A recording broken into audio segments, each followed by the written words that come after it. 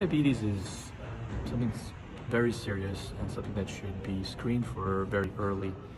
I work with my patients to test their glucose as well as a marker called the hemoglobin A1C, which is a marker for diabetes, very early.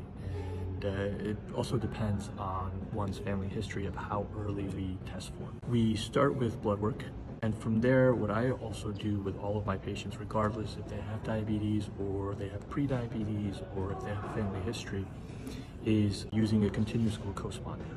I find it incredibly valuable in two different ways. If you are somebody who is already on the path of what we call insulin resistance, has diabetes or on the path to it, for example, pre-diabetes, it helps us understand what your glucose levels are doing throughout the day and over, for example, 14 days.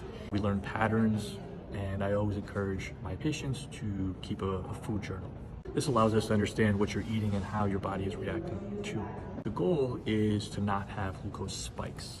We want more flat, more plateaued, more stable glucose levels within a certain parameter. For those that don't have diabetes, the importance is to prevent it. But it also helps to use a continuous glucose monitor for nutrition goals.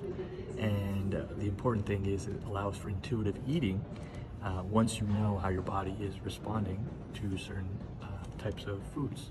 All of my patients that don't have diabetes also get to use a continuous glucose monitor, and we learn so much together over a 2-week span. And from there, we come up with a good nutrition plan. We have nutritionists on our team that can help them as well. And we check in with our patients throughout the different quarters of the year, but also throughout the entire year to provide accountability.